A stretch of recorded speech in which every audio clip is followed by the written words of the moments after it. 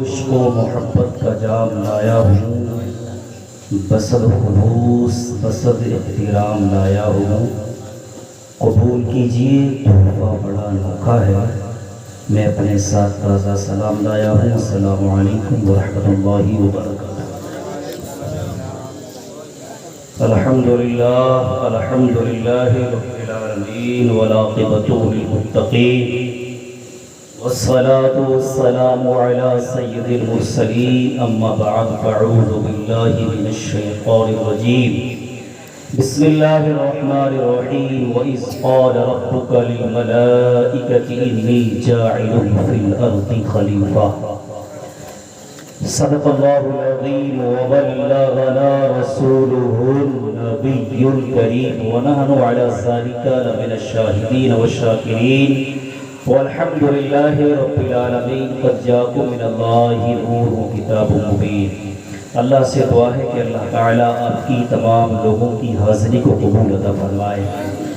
جتنے بھی مائیں بہنیں بھائی بزرگ بچے آئے، اللہ تعالیٰ سب کی تمام دلی جائز تمنا و آرزو کو مولا پورا عطا فرمائے، آقا کا صدقہ عطا فرمائے، آقا کی خیرات عطا فرمائے۔ اور اللہ تعالیٰ جو اس محفل میں بیٹھے ہیں، تمنائیں آرزو ہیں، اللہ تعالیٰ سب کی تمناؤں و آرزو کو پورا عطا فرمائے۔ اور جو تمنا لے کر کے بیٹھے ہیں، زیادہ ٹائم نہیں لگے گا، قریب جو وقت رہے گا اسی وقت پہ انشاءاللہ تعالیٰ اختتام ہوگا۔ تو شاعر نے بڑی پیاری بات کہی، جا زندگی مدینے سے جھوکے ہوا کے لا، جا زندگی مدینے سے جھوکے ہوا کے لا، شاید حضور ہم سے خفا ہے منا کے لا، شاید حضور ہم سے خفا ہیں منا کے لا۔ دنیا بہت ہی تنگ مسلمہ پہ ہو گئی، دنیا بہت ہی تنگ مسلمہ پہ ہو گئی، فاروق کے زمانے کا نقشہ اٹھا کے لا، فاروق کے زمانے کا نقشہ اٹھا کے لا۔ اور باطل سے ڈر رہی ہے پھر امت رسول کی، باطل سے ڈر رہی ہے پھر امت رسول کی، باطل سے ڈر رہی ہے پھر امت رسول کی، نقشہ میرے حسین سے کرب و بلا سے لا۔ باطل سے ڈر رہی ہے، باطل سے ڈر رہی ہے اب امت رسول کی، باطل سے ڈر رہی ہے اب امت رسول کی، نقشہ میرے حسین سے کرب و بلا سے لا، شاید حضور ہم سے خفا ہیں منا کے لا، جا زندگی مدینے سے جھوکے ہوا کے لا، شاید حضور ہم سے خفا ہیں منا کے لا۔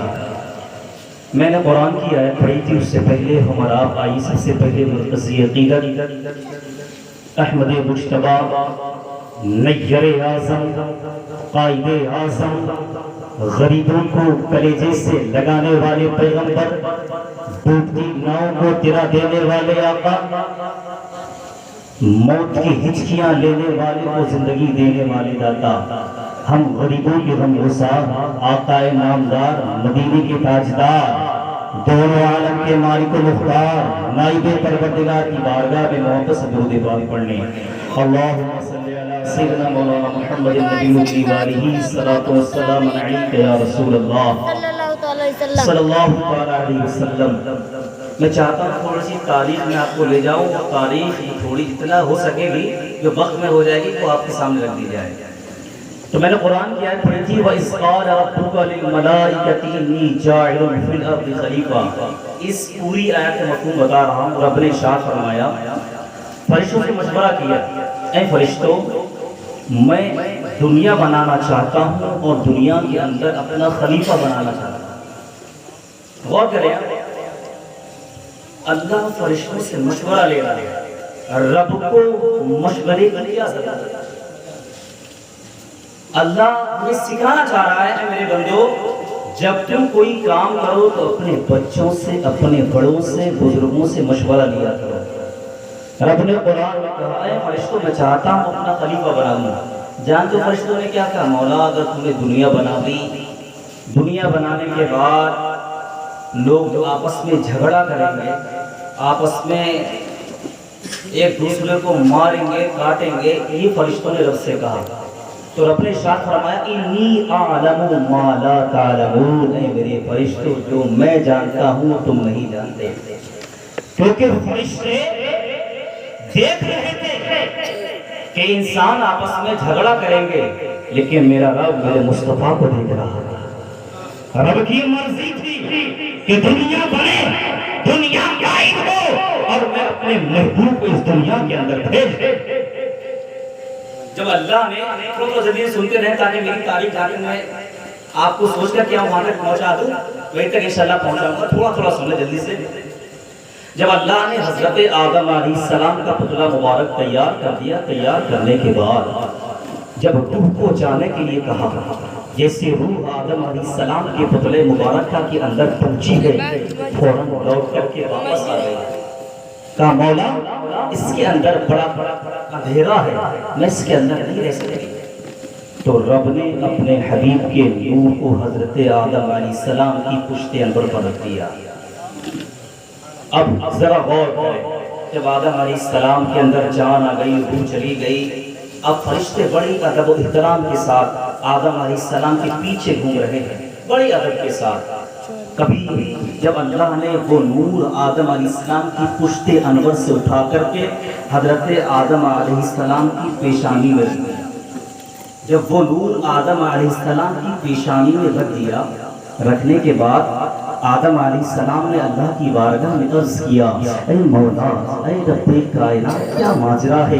تیرے فرشتے کبھی میرے پیچھے گھوم رہے ہیں، کبھی میرے پیچھے ادب سے ہاتھ باندھ کر کھڑے ہو جاتے ہیں۔ اے رب کائنات، کیا ماجرا ہے؟ اے مولا، کیا سبب ہے؟ کبھی تیرے فرشتے آگے کھڑے ہو جاتے ہیں۔ رب ارشاد فرماتا ہے، اے آدم، یہ تیری تعظیم کے لیے نہیں بلکہ میرے محبوب کی تعظیم کے لیے زیادہ۔ آدم علیہ السلام نے عرض کیا، اے مولا، اے رب کائنات، اس نور کا میں بھی دیدار کرنا چاہتا ہوں، میں بھی چاہتا ہوں اس نور کو دیکھ۔ جیسے آدم علیہ السلام نے عرضی لگائی ہے، اللہ نے نور محمدی اٹھا کر کے آدم علیہ السلام کے انگوٹھوں میں رکھ دیا ہے۔ جیسے ہی حضرت آدم علیہ السلام کی نظریں پڑی ہیں، آدم علیہ السلام نے اپنی آنکھوں سے نور محمدی کو چوم لیا ہے۔ اور یاد رکھیں، آج لوگ کہتے ہیں کہ یہ چومنا کہاں سے ثابت ہے؟ کہتے ہیں کہ جب محمد کے نام ہے کیوں چومتے ہیں؟ تو شمشاد حنفی جواب دینا چاہتا ہے کہ ہم چومتے اس لیے ہیں، کسی اور کی سنت نہیں، بلکہ ہمارے باپ آدم علیہ السلام کی سنت ہے، کسی اور کی سنت نہیں، آدم علیہ السلام کی سنت ہے۔ اور بتاؤں میں، ایک بار اذان ہو رہی تھی، حضرت ابو بکر صدیق بیٹھے ہوئے تھے، حضرت بلال نے کہا اشہد ان محمد رسول اللہ، تو حضرت ابو بکر صدیق نے اپنے انگوٹھوں کو چوم لیا۔ آقا مسکرائے، ارشاد فرمایا یہ طریقہ اچھا ہے، مجھے پسند ہے، اور جو میرے نام پر چومے گا میری شفاعت اس کے لیے حلال ہے۔ تو جب جب مسلمان کا حق بنتا ہے، جب جب مسجد سے مؤذن پکارے گا تو آپ کو جواب کہنا پڑے گا محمد رسول اللہ، اپنی آنکھوں سے لگانا پڑے گا اور کہنا پورا تو نہیں کہ یا رسول اللہ صلی اللہ علیہ وسلم۔ یاد رکھنا، اب آپ جان گئے ہیں جب جب نام محمد آئے آپ چومیں گے۔ اور ایک بات یاد رکھیں، یہ میرا یقین ہے، میرا دعویٰ ہے، جو شخص لفظ نام محمد کو اپنی آنکھوں سے لگا لے گا، اللہ تعالیٰ اس کو کبھی عذاب نہیں کرے گا۔ یہ کسی اور کی برکت نہیں ہے بلکہ مدینے والے۔ اب یاد رکھیں کہ وہ نور محمدی آدم علیہ السلام سے منتقل ہوتا ہوا پاک ارحموں سے لے کر کے حضرت عبداللہ تک۔ کسی نے کہا، بڑے بچے نے کسی نے کہا کہ حضرت شجرہ سنا دیجئے، فرمائش آئی نبی کا شجرہ ہے، تو ذرا غور سنیے گا۔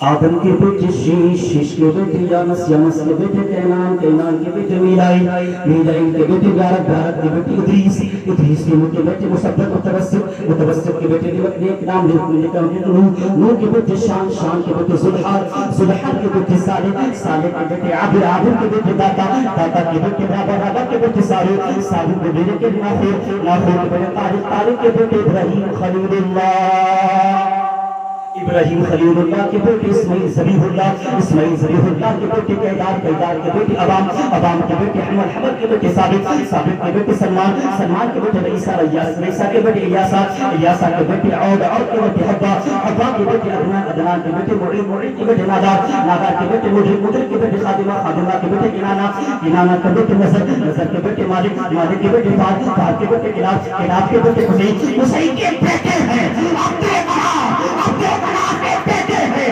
بنو ہاشم کے بیٹے ہیں، عبد المطلب ہے، عبد المطلب کے بیٹے عبد اللہ ہے، عبد اللہ کے بیٹے محمد رسول اللہ، عبد النور محمدی حضرت عبداللہ کے پیشانی مبارک میں رکھ دیا گیا۔ حضرت عبداللہ جو ہمارے آقا کے والد محترم ہیں، مدینے کی گلیوں میں ٹہل رہے ہیں، مکے کی گلیوں میں ٹہل رہے ہیں، ایک عورت کی نظر پڑی ہے، یہودی ہے، کہا اے عبداللہ میں تم سے نکاح کرنا چاہتی ہوں، میں تم سے شادی کرنا چاہتی ہوں۔ اللہ اکبر، ذرا غور سے سننا پیارو، جیسے ہی کہا ہے حضرت عبداللہ کہتے ہیں میری شادی تو میرے ماں باپ کرائیں گے۔ الغرض کیا ہوا؟